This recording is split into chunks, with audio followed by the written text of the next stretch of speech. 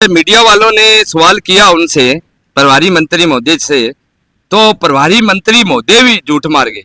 वो बेबस है हम, क्यों लाचार है कि हमारा कोई ऊपर बड़ा नेता नहीं है। तो उन्होंने सरासर झूठ बोल दिया। उसके बाद में हमने क्या किया, 6 महीने के जब उसने ज्ञापन दिया, हमारे पास फोटो है उनके हर वीडियो है हमारे पास। फिर उनको हमें तो कई बार समाज में सोचते हैं कि क्यों ना धर्म परिवर्तन कर लिया जाए। मैंने तो उनके पैर तक पकड़ लिए। मैं कहा हमारे साथ एक बच्चों के साथ अन्याय हो रहा है।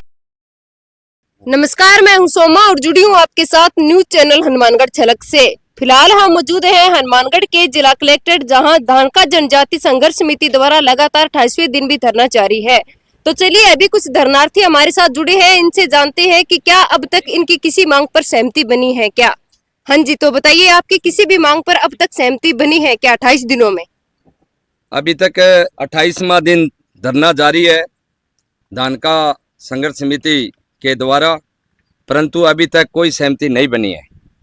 कल हमारे प्रभारी मंत्री राजस्थान सरकार जयपुर से यहाँ कलेक्टर ऑफिस में पहुँचे और जबकि एक नाली की बाढ़ की समस्या आई हुई है, पानी आया हुआ है, उस समस्या के बारे में वो आए थे और आते ही हमारे को पता लगा तो हमने भी उनको ज्ञापन दिया।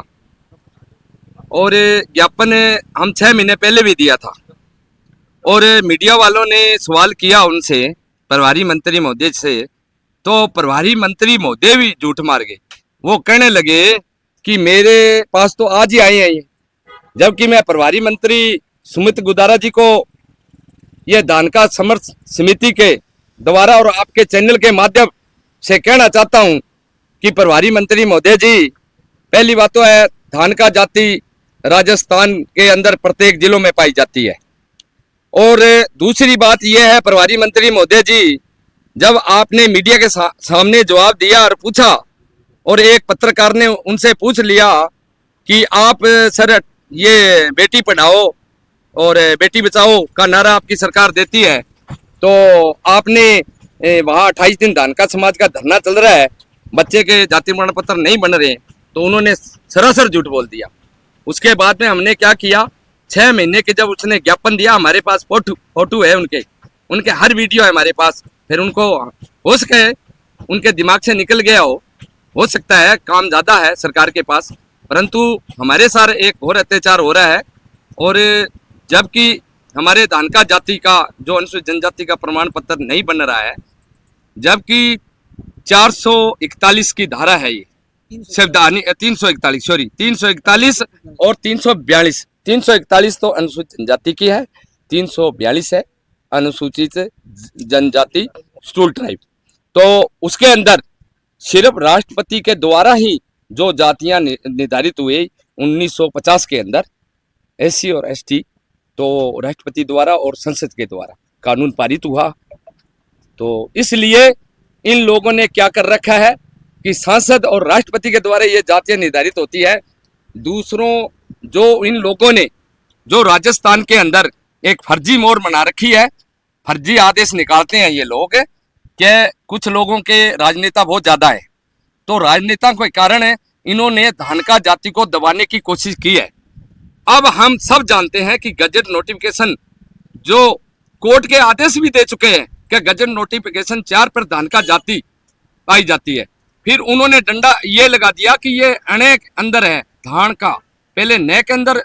जो गलतियां किसने की, एसडीएम साहब, तहसीलदार, कलेक्टर ने। हमारी कौन सी गलती है?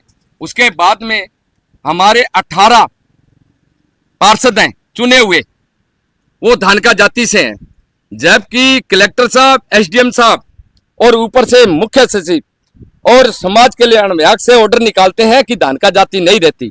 अब इन पर मुकदमा दायर करेंगे हमारे बच्चे जिनका जाति प्रमाण पत्र नहीं बनते। तो सुमित गुदारे जी यहीं से गुजरे थे और आप धरने पर यहीं बैठे हुए थे, क्या वो व्यक्तिगत आपसे मिले हैं? नहीं, हमारे साथ तो वो क्या हुआ कि वो सीधे निकल गए, धरने की तरफ उन्होंने नहीं देखा। कहने का मतलब हमने ज्ञापन दिया और हमने उनकी समस्या को अवगत करवाया। मैंने तो उनके पैर तक पकड़ लिए। मैं कहा हमारे साथ एक बच्चों के साथ अन्याय हो रहा है, अनुसूचित जनजाति का प्रमाण पत्र नहीं बन रहा है, और जबकि हमारे बच्चों की छात्रवृत्तियां हमारे बैंकों के अंदर जो कि सिलेक्शन होते हैं उसके भी सिलेक्शन जाति प्रमाण पत्र नहीं बनने के कारण वो सिलेक्शन नहीं हो रही। तो इसलिए तो हाँ जी, आप क्या मांग करना चाहेंगे अभी? मैं बेटा बात यही है भी जाति प्रमाण पत्र जो हमारा बंद पड़ा है 6 सालों से, उस पर लगातार हम प्रयास कर रहे हैं। हमारे बड़े बुजुर्गों ने प्रयास किया। हमारे बड़े बुजुर्गों का जाति प्रमाण धानका का है और धारा 341 342 के तहत किसी भी अधिकारी को जाति निर्धारित करने का अधिकार नहीं है। लेकिन बेबस हैं हम, क्यों लाचार है कि हमारा कोई ऊपर बड़ा नेता नहीं है और जो हमारे प्रहार कर रहे हैं उनके बड़े बड़े नेता बैठे हैं एक जाति विशेष के, जिस कारण हमारे बच्चों के साथ कुठारघात हो रहा है। हमारे बच्चे कहाँ जाएं? हमें तो कई बार समाज में सोचते हैं कि क्यों न धर्म परिवर्तन कर लिया जाए, जिसमें हमारे समाज के बच्चों का कम से कम अल्पसंख्यक में 2% का आरक्षण तो मिलेगा और हम अपने बच्चों के लिए तो जी रहे हैं और हमें जात धारणा सरकार नहीं मान रही, यहाँ जो प्रशासन है वो नहीं मान रहा, तो हम कहाँ जाएं? तो ऐसा ना हो। 28 दिन आपको लगातार हो गए हैं यहाँ बैठे हुए, अभी जो प्रशासन कर रही है वो क्या रहा है? प्रशासन आपको का क्या लगता है, क्या पूछ रहा है? प्रशासन का रवैया तो मैडम यही है भी हर बार जाते हैं तो उनको ये कहते हैं भी ऊपर समाज कल्याण विभाग से लिखा के ले आओ, हम बना देंगे। पर कुछ एक जो अधिकारी हैं वो एक व्यक्ति विशेष जो समाज के हैं वो हमें हमारी जो बात है वहां तक पहुंचने देते नहीं है।